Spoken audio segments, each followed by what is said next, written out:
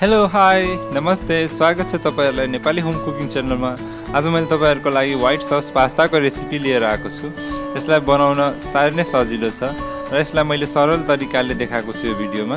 यसमा भेजिटेबलहरु भएको कारणले गर्दा यो साह्रै नै न्युट्रिसियस छ र तपाईहरुले यदि मेरो च्यानल सब्स्क्राइब गर्नुभएको छैन भने त्यसलाई सब्स्क्राइब गरिदिनु होला र बेल आइकन पनि प्रेस गरिदिनु होला। ल सुरु गरौँ है त। क्यारेटलाई मैले सानो पाराले काटेको छु। त्यसैगरी मैले स्याउलाई काटे र क्याप्सिकमहरुलाई पनि सानो पारेर काटेको छु। अर्को मैले प्याज लिएको छु र सानो चप गरेको लसुन लिएको छु मैले। मसलाहरुमा मैले चिली फ्लेक्स लिएको छु, ब्ल्याक पेपर, मरिच र यो मिक्स्ड हर्ब लिएको छु मैले। यसमा ओरेगानो, बेसिलहरु छ। तपाईहरुले यो सुपरमार्केटमा सजिलो तरिकाले पाउन सक्नुहुनेछ।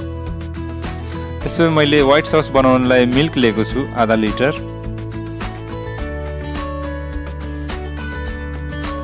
त्यसपछि मैले इक्वल प्रोपोर्सनमा बटर र मैदा लिएको छु। बटर मैले 3 टेबल स्पुन र मैदा पनि 3 टेबल स्पुन लिएको छु। त्यसपछि मैले पास्ता लिएको छु। पास्तामा यो लाइन भएको पास्ता युज गर्नु होला। यसमा सस अड्किन्छ र राम्रोसँग बन्छ तपाईको व्हाइट सस पास्ता। यो मैले 200 ग्राम जति लिएको छु। एउटा कराईमा मैले पानी तताएको छु। यो पानी बोइल हुन थालेपछि यसमा नुन हाल्ने र नुन हालिसकेपछि यसमा अब पास्ता पनि राख्ने। यो पास्तालाई हामीले बोइल हुन दिनुपर्छ। यसलाई अलिक टाइम लाग्छ, 10 मिनेट जति टाइम लाग्छ र यो पाकिसकेपछि यसलाई चेक गर्नु होला। यो राम्रोसँग कट भएपछि तपाईहरुले ग्यास अफ गरिदिनु होला। अब यसलाई पखाल्नु पर्ने हुन्छ। तातो पानी ड्रेन गरेर चिसो पानीले यसलाई धुनु होला। ओभरकुक नहोस् भनेर यसलाई हामीले चिसो पानीले पनि धुनु पर्ने हुन्छ।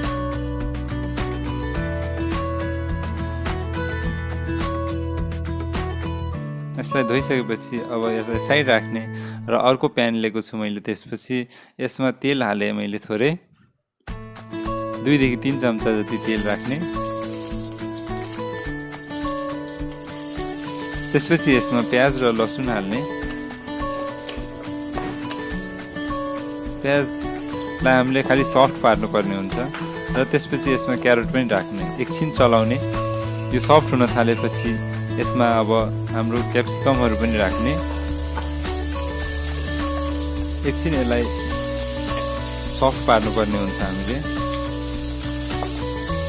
यसलाई हामीले ओभरकुक पनि गर्नु हुँदैन, धेरै फ्राई गर्नु हुँदैन हामीले।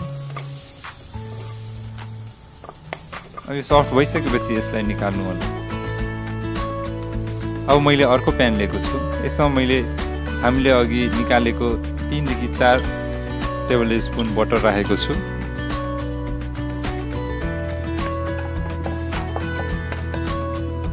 अब मैले इक्वल क्वान्टिटी अफ मैदा यसमा राख्दै छु।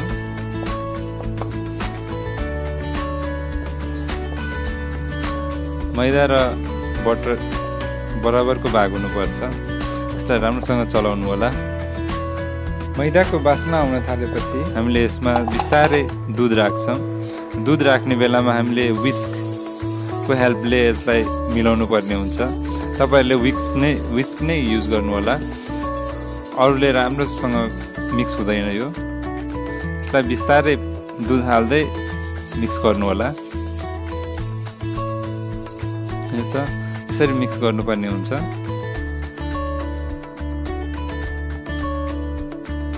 अब बाँकी भएको सबै दूध यसमा राख्ने अनि एकचोटि राम्रोसँग मिक्स गर्ने।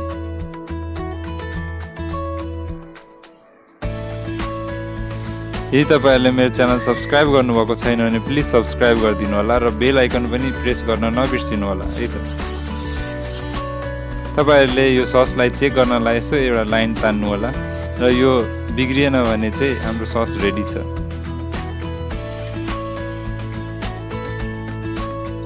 अब यो व्हाइट ससलाई चिजी बनाउनलाई यसमा मैले प्रोसेस चिज राख्दै छु। यसले हाम्रो व्हाइट ससलाई अझै थिक पनि बनाउँछ। यसलाई मिलाउनु होला र हाम्रो अघि भेजिटेबलहरू सफ्ट पारेको यसमा राख्नु होला।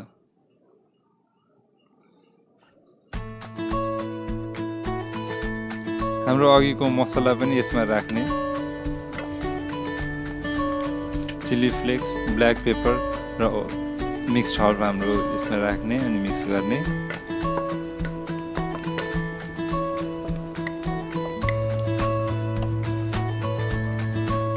अब मिक्स भइसकेपछि यसमा अब पास्ता राख्ने हामीले।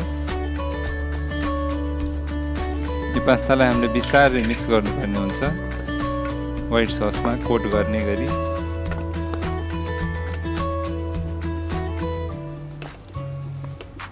अब यसमा हामीले एप्पल राख्नुपर्ने हुन्छ। एप्पललाई हामीले पकाउनु पर्दैन, एप्पलले हामीलाई अलिकति स्वीट टेस्ट दिन्छ, त्यही भएर मैले यसमा एप्पल राखेको छु। र तपाईहरुको restaurant style white sauce pasta ready छ। अब यसलाई मैले एउटा बलमा सर्भ गर्दैछु। यसैगरी हाम्रो क्रिमी र चिजी व्हाइट सस पास्ता रेडी छ। यदि तपाईहरुलाई यो भिडियो राम्रो लागेको छ भने यो भिडियोलाई लाइक र शेयर गरिदिनु होला।